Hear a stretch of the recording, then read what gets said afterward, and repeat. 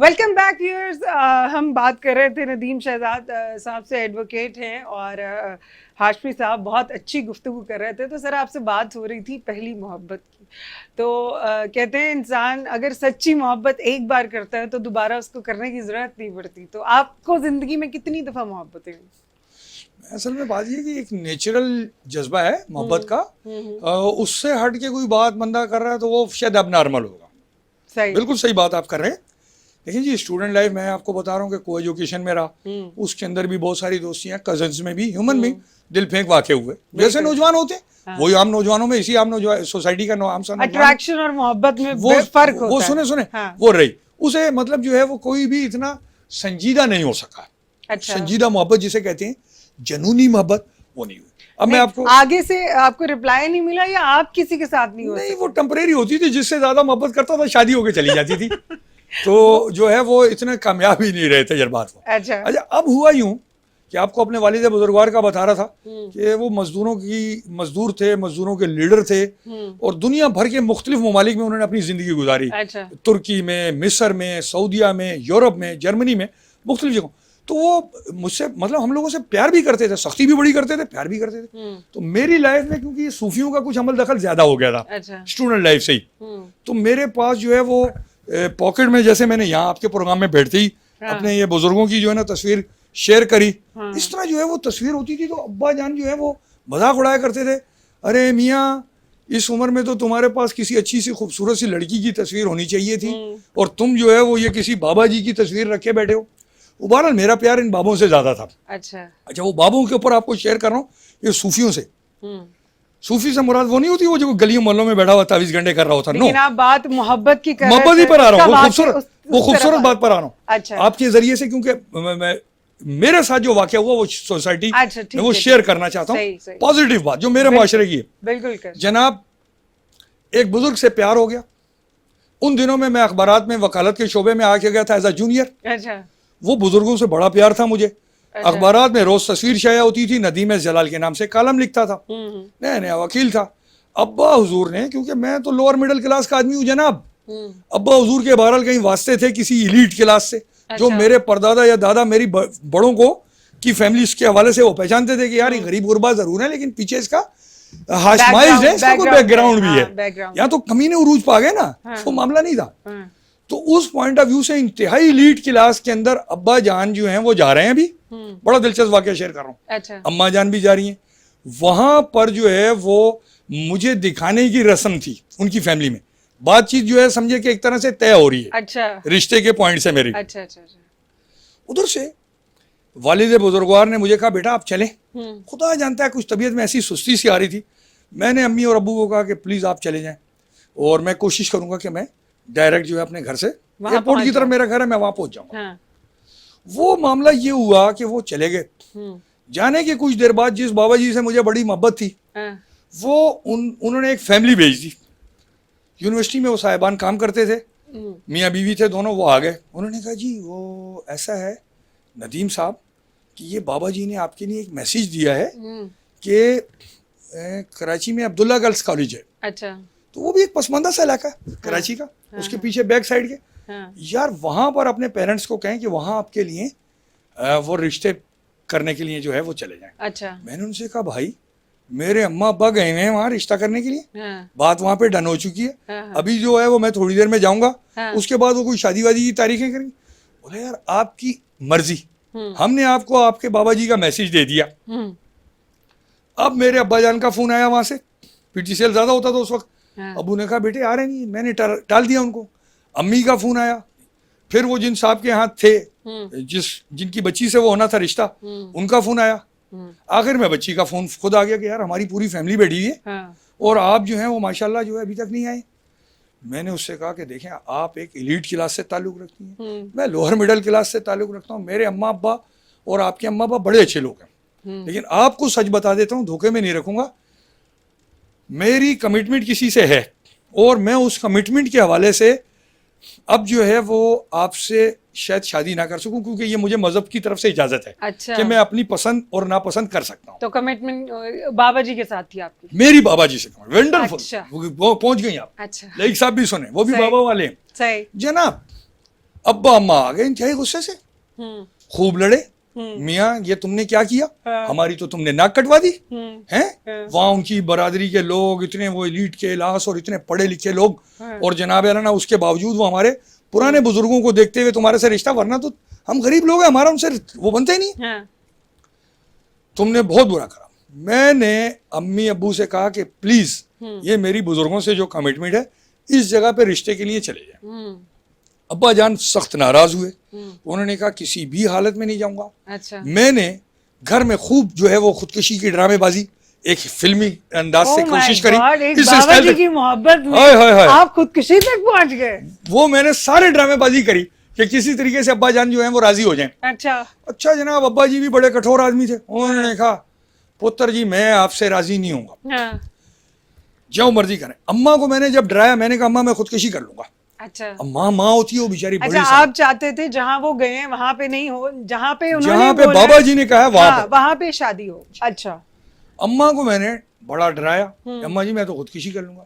अम्मा ने, मेरी सिस्टर्स जो है वो गोल्ड मेडलिस्ट है कराची यूनिवर्सिटी से, और इस टाइम शादी होकर इस्लामाबाद में, बच्चे भी माशाल्लाह उनके बड़े हो गए। उनको कहा, उन्होंने कहा अच्छा हम जाते हैं रिश्ते के लिए। वो रिश्ते के लिए वो एक बहुत ही पसमानदा सा इलाका अब्दुल्ला गर्ल्स कॉलेज के पीछे, अच्छा, उस इलाके में वो चले गए मेरी माँ और मेरी बहनें। उधर जब गई तो जो मेरी मिसेस थी वो उस बुजुर्ग की फॉलोवर्स में से थी, जबकि और वो पश्तो स्पीकिंग थी, पठान थी जी। वो पश्तो स्पीकिंग थी, अब्दुल्ला गर्ल्स कॉलेज में ही पढ़ती थी, और अल्हम्दुलिल्लाह ऑन एयर कह रहा हूँ कि मैंने उनकी शक्ल मुबारक कभी नहीं देखी थी। अच्छा। ना उनकी तस्वीर मुबारक कभी देखी थी कि मेरी अहलिया कौन साहिबा बनेंगी। देखा डायरेक्ट शादी वाले दिन देखा। अब आगे सुने। वहाँ ये बीच की स्टोरी बड़ी दिलचस्प है। वहाँ जनाब अम्मा जान और सिस्टर जब गई तो उनकी फैमिली भी नहीं मानती थी उनको, बाबा जी को। उन्होंने कहा हम तो गैर कौम में शादी नहीं करते। सॉरी, अम्मा आ गई, बहनें आ गई, मुझे इंतहाई सख्त कहा कि मियाँ आपने तो हमें बहुत सख्त शर्मिंदा करवा दिया। वो फैमिली जब राजी नहीं, मैंने जिस बाबा जी से, बुजुर्ग से जिससे मेरी कमिटमेंट थी, मैंने उनसे कहा बाबा जी मैंने अपनी कमिटमेंट आपसे निभा दी, अब रिश्ता हो ना हो मुझे कोई परवाह नहीं, क्योंकि मैं उन खातून का तो कोई आशिक हूं नहीं। क्योंकि अच्छा, उन्होंने आपको जो कहा आपने उनके कहने पे अमल किया। वंडरफुल। बिल्कुल। आगे इंटरेस्टेड बात जो आपके व्यूअर पे खूबसूरत लगेगी आपको। हाँ जी मैडम, वो बाबा जी बड़ी स्पिरिचुअल पावर रखते थे। अच्छा। उन्होंने कहा कि आपकी शादी इंशाल्लाह यहीं होगी।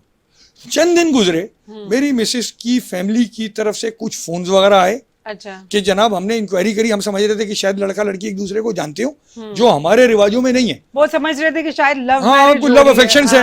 वो हमने इंक्वायरी कर ली है। अच्छा। बाकी जो है हमें इससे कोई सरोकार नहीं कि आप उर्दू स्पीकिंग है, आप पंजाबी स्पीकिंग है, सिंधी स्पीकिंग है, आप अपनी फैमिली को भेजें। मैंने अपने बाबा से रिक्वेस्ट करी, वालिद से, मैंने कहा भाईजान ठीक है मेरी भी सिस्टर्स हैं, प्लीज मेरी जो है मेरी कमिटमेंट वहाँ बाबा जी से प्लीज हो करें। अब्बा जी को मैंने मोम कर लिया। अच्छा। अम्मा जान को मोम कर लिया, यानी कि उनको मना लिया। हाँ, सुने खूब बड़ा मजा आएगा आपको।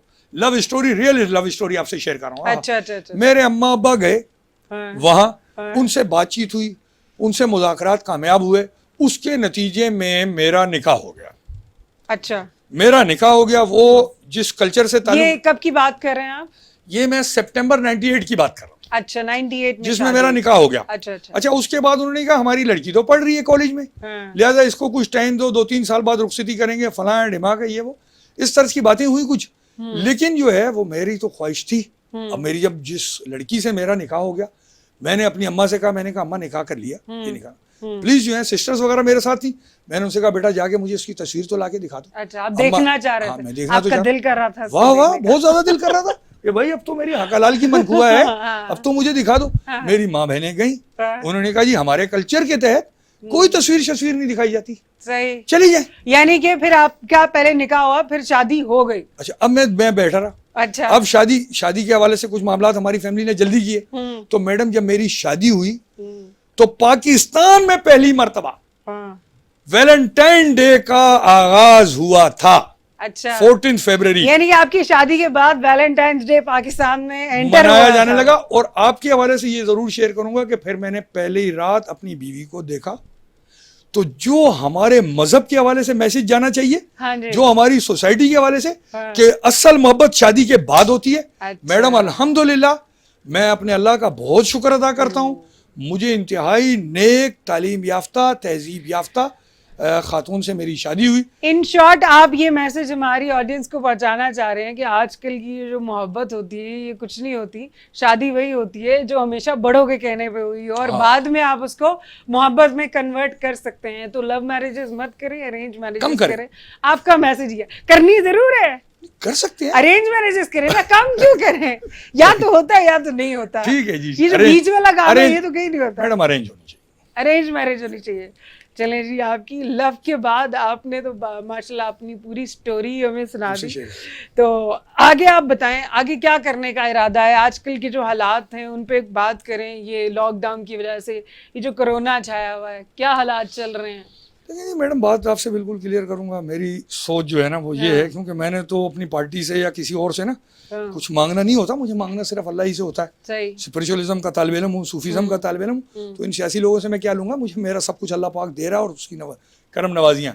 ये जरूर समझता हूँ कि सॉफ्ट मामलात अगर ये तब्दीली सरकार के बाद मियाँ साहब आए तो यकीन कीजिए कि वो लास्ट, मैं समझ रहा हूँ, मेरी ऑब्जर्वेशन है कि पाकिस्तान में एक last soft change of the government होगा। तो आपको लगता है मियां साहब वापस आएंगे? मियां साहब आएंगे इंशाल्लाह। अच्छा। मुझे उम्मीद है अच्छा कि वो इस मुल्क की बेहतरी के लिए आ जाएं, बेहतरी करें। नहीं, आपको उम्मीद है या आप चाहते हैं कि वो आ जाए? मैडम मैं अपने मुल्क की गरीब आवाम के लिए उनके विजन को एज अ सॉफ्ट, देखें पाकिस्तान की सियासी जमातों में, तमाम सियासी जमातों ने बारों में उन पर एलिगेशन हैं कि उनके अस्करी विंग है।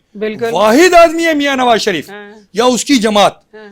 किसी जगह पर आप एलिगेशन नहीं लगा सकते कि किसी पार्टी वर्कर के हाथ में डंडा भी हो, किसी पार्टी वर्कर के हाथ में कोई अस्करी विंग हो। अच्छा। इस किस्म का कोई मामला नहीं। अच्छा। और मुआशी विजन है उनके पास। बिल्कुल जी, हम जरूर चाहेंगे कि आपके कायद मियां साहब वापस आ जाएं, क्योंकि ऑब्वियसली बात फिर आ जाती है फेवरेटिज्म की, लेकिन नहीं, वो आपके कायद हैं।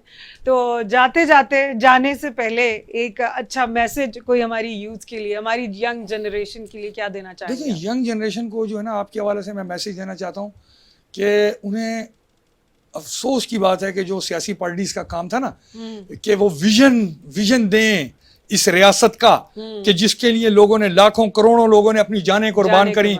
वो ये रियासत ना सिर्फ खुद अपने लोगों को खुशहाली देती, बल्कि इसके जरिए से बेशुमार लोगों को खुशहाली मिलनी चाहिए थी। वो विजनरी लोग नहीं रहे, वो विजनरी लोग मार दिए गए, वो विजनरी लोग मियां नवाज शरीफ की शक्ल में जिलावतन कर दिए गए।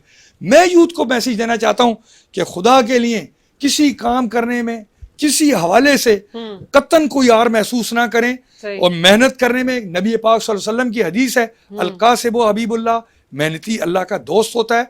और वो मेहनत करें पाकिस्तान के लिए, पाकिस्तान के मुस्तकबिल के लिए। आपके हवाले से एक बात को मजीद ऐड कर दूंगा। आपने लॉयर मूवमेंट्स का पूछ लिया। मैं ये चाहता हूँ मेरी रियासत में इंस्टीट्यूशंस मजबूत हो जाएं। अच्छा। पार्लियामेंट मजबूत हो जाए, अदलिया मजबूत हो जाए, सियासी जमातें मजबूत हो जाए, फौज बहैसियत इदारा मजबूत हो जाए। फौज के जहन में अगर ये कॉन्सेप्ट हो कि वकला बरादरी खुदा न खास्ता उसकी मुखालिफ है, या वकला बरादरी ये सोचे कि फौज उसकी मुखालिफ है, ये गलत कॉन्सेप्ट है। हमने इंस्टीट्यूशंस की बका के लिए काम करना है, हमने पाकिस्तान की बका के लिए काम करना है। हाँ, ये जरूर कहूंगा खास तौर पे आपके इस मैसेज के हवाले से यूथ के साथ, वो मेहनत करें। अफवाज पाकिस्तान से भी बहुत ही अच्छा और बहुत पॉजिटिव मैसेज है कि हमें पाकिस्तान की बका के लिए काम करना है, तो उसके लिए हमें मिल बैठ के बात करना होगी और चलना होगा। इसी खूबसूरत मैसेज के साथ मुझे दीजिए इजाज़त। मैं आपके सामने हाजिर होंगी अपने अगले शो पे एक नए गेस्ट के साथ। Thank you so much sir. तब तक के लिए अल्लाह हाफिज।